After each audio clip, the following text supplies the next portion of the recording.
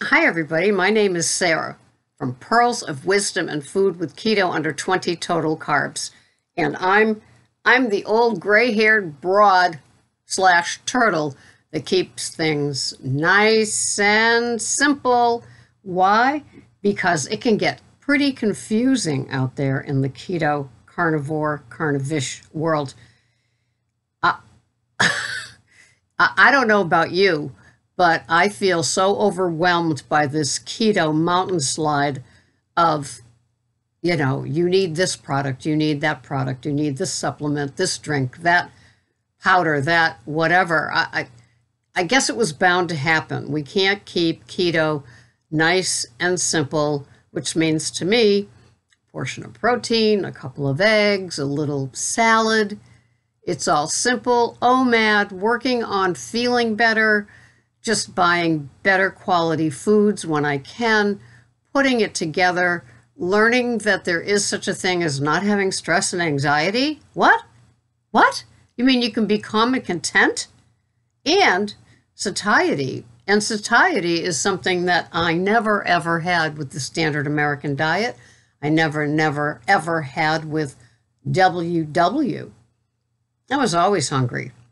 I was a clock watcher looking for the next great treat, snack, meal, dessert, something or other that was going to fill me. And that stuff doesn't fill me anymore. So it's just all very, very interesting how just this whole keto world, I just, as you go through your Facebook, scrolling down, and as you go through YouTube, you see the ads, you see the things on the side, you're bombarded. And even in my feed, they must have something that picks up that I'm keto, because I could just get all of this ridiculous stuff. And, I used to be, when I first began keto, I would do things like order cookbooks, print recipes. And it was like how my keto food plan today is so simple. Everything is identifiable. My leftover stew, you'd have to ask what's in it. My keto pizza, you might not be aware of the ingredients. But when I have a little piece of pork or a little piece of steak and 2 eggs and then a salad over here, the only things that you could ask about is like, what do you use for dressing? What kind of lettuce leaves are those? What cut of beef is that? How do you cook it? Do you cook in butter? What about the eggs? How come you have eggs every day? All of that sort of thing. Or like, how many grams of protein do you have? How many grams of fat? And these are with, using the high quality foods and the sort of things that just make for a nice meal. I went from 3 meals a day with 3 snacks a day in another life. And now I'm down to 1 meal a day. I don't suggest snacking. If you're having 2 meals a day, I would suggest just closing the eating window till you get to the place where you could enjoy an OMAD. It's something that a lot of people resist. I know I did until I didn't. And once I didn't, it's like, wow, this sure took a long time to just feel good and enjoy 1 meal a day and not think I was going to starve all the other times. Although during the day, I do have 3 cups of coffee with 3 tablespoons of heavy cream. That is what I put into my non-eating window. I guess it's intermittent fasting. Who knows? That I've never seen so many different opinions in the last year with this keto food plan. So if you're new, God bless you. I hope you can make it through this forest of BS, crappy keto foods, keto-fying, keto desserts. You must have this supplement. You must have that shake. You must. Sure. Is it an open pocket they're trying to fill? Right. Is it your health that they care about? No. That's why we tune in here every day, waiting for the day that I croak. You got your wish. So, it's just how it goes. We love our keto foods. We understand that simplicity works best. Why get yourself into another complicated, costly type of food plan when you can just pick out, a nice piece of meat, maybe a nice little salad, maybe a little veg, and enjoy it. And yes, it is satisfying. And yes, it does fill me up. I have the 2 eggs cooked in butter with the meat that's sometimes sauteed, reheated in butter, because we cook on the big green egg. And so on Sundays, so you it's cook once, eat for the week. So there is some reheating involved. And I just do my food plan. I don't question it. I'm a beef lover, so this is surprising to have pork tonight. And yeah, so I put my OMAD together in my. I use the chronometer. It's either free or it is. You can buy the updated or the ultimate version for $35, to tell you the truth. I haven't seen the difference yet. When I do my keto coaching, I work with people who use the chronometer so I can poke in, see what they're having, and do things like that. But I just put my food in. It doesn't take long. I can do it in a half hour of overnights. I can put in the basics of my food, which means, oh yeah, I made a pork roast. Oh yeah, I made short rib boneless beef for tomorrow. Oh yeah, we're having burgers from Whole Foods that I made, prepped, and froze in the burger patty form. Oh yeah, we're having, a sirloin steak or that cap steak from Whole Foods. And then I can work around it, because I usually just have little salads during the week, Monday through Friday. And then Saturday's the keto pizza, Sunday's the big green egg with asparagus, Brussels sprouts, and cauliflower. And yes, I keep it very simple. I have a small, short rotation of things that I like. I love my high-fat meats the best, and it just all works for me. I'm not bored. I'm never bored with my food. I like to treat myself to the best of things. The burger that I had from Whole Food was so good. It's not just burger. It was so tasty. And, I've bought grass-fed steaks, not the ones from U.S. Wellness, but I've bought them in those Chirovac packs at stores, and they weren't half as exciting as the feedlot ones, the ribeyes. So, it is what it is. At least when I'm shopping, I can pick out what I'm having. When we get our meat order from U.S. Wellness, we get the French ribeye, and that is divine. And that is on the schedule for next Saturday, by the way.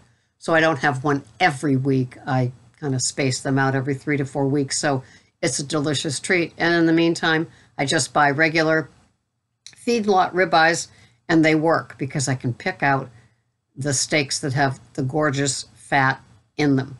Do I always eat every bite of the fat? No, I don't. It's just the flavoring that it gives the rest of the meat. And yes, I add a pat of butter usually to my meat, which is usually beef, like I said. Tonight it's pork, so it's fatty pork, so I'll be slowly reheating it in my copper pan, and I'll also cook the 2 Pete and Jerry jumbo eggs by the side of the pork in butter, and then I pour what butter isn't used over those 2 things, and then I'll have my side salad. So, what am I having today? Well, today, these are my macros, and as you usually see, I'm around 1,200. So I'm having 1,161 calories. My protein is 74.7. My carbs total, which include heavy cream, fresh lemon juice, and fresh cream, lemon juice. Oh, and the lettuce, duh, baby butter lettuce. In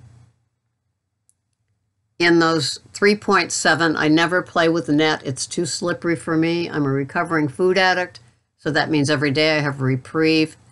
And 93 grams of fat. And those macros, I'm not aiming for those macros. They just end up being that way because I'm used to doing my OMAD same. So it's usually 8 to 10 ounces of protein, usually beef. Pork is something different just because it was on sale at Whole Foods. And 2 eggs and then the salad. And so what am I having? Well, I'm having 8 ounces of the pork. I won't be eating all of it because a lot of that is the fat, so that gets cut away. I'm having Pete and Jerry jumbo eggs fried on the side of that. I'm having 65 grams of Olivia's baby butter lettuce with 20 grams of macadamia nut oil and 5 grams of Fourth and Heart pink Himalayan flavored ghee on top of it. And I'm counting in 1 tablespoon of the butter. So that's my meal. And, you know, if you have a fear of one meal a day, if you have a fear of that you'll be hungry, that you won't be able to do it, that it's too much, do the 2 meals a day, like I said, and then just slowly close in the window of when you eat. And then you can get to it. I took a jump. I would eat at noon. I would have no carbs. I would have like eggs and cheese or eggs and meat or eggs and meat and cheese. And then at 3, I'd have my next meal that looked like a dinner. You know, it had a little veg, a little salad, the protein. I added the eggs in about 2 months ago. I've upped my protein, and no looking back on that. I used to have like 35 grams of protein. No wonder I have osteoporosis, right? I was so worried about the protein turning to fat or sugar in my body. I don't pay attention to that myth anymore. I get enough protein, and I'm an aging woman. I'm 68, and my body needs the protein. My brain needs the fat. So those are the 2 things that I kind of try to keep it the same. You know, that like 80 to 90, 95 grams of each day. And so I will have my OMAD at around 3. And like I said, if you have that fear of it and you're still having 2 meals a day, scrunch them together and then just try it. You don't have to stay with it. That was the deal I cut with myself. No, you don't have to eat that 1 meal a day because you said you were going to. No, I did it, and then I felt so good the next day. And then I did it again, and I felt so good the next day. And then I did it again. And so it's one of those things that just keeps on keeping on. And I love my OMAD. It has given me such simplicity. I like an abundant meal because after I finished, when I was having that first meal at noon, I could have kept going with my meal, with my food, because I was still hungry. So that really just held me off until dinner. So now I just hold off until dinner. I added the 3rd cup of coffee instead of that first meal of the day, of a 2-meal day, if you're following me. But finding what works for you is the good part.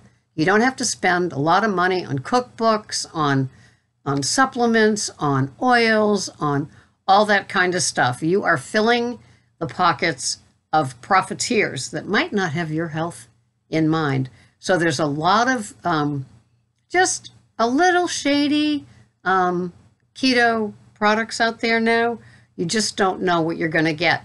And it takes so long to understand true, pure keto. Stuff that's, you know, the no added ingredients, the no yuckum stuff. It takes a long time. Nobody walks into keto knowing what they're doing. Most of us have to empty out the Weight Watcher head and then make room for the keto head, it's totally different.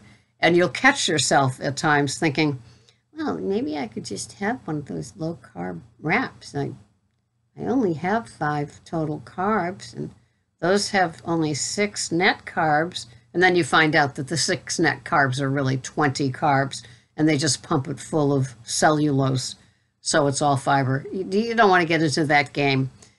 That's real slippery, just like Weight Watcher and points is real slippery. So just stick to identifiable items that your grandmother would recognize. Oh, that is a hamburger patty. Oh, that's 3 ounces of broccoli, and you've got real butter on it, not crock shed spread or whatever it is. No, just keep it real simple. And when you buy the good ingredients, keeping it simple, you'll find it all evens out. It does. So thank you so much for watching. This has been Sarah, Pearls of Wisdom and Food, sticking as close as I can to being pure, remaining consistent. I want you to be able to depend on me the way that I depend on you. Thank you so much for watching. I'll see you the next time. Bye-bye for now.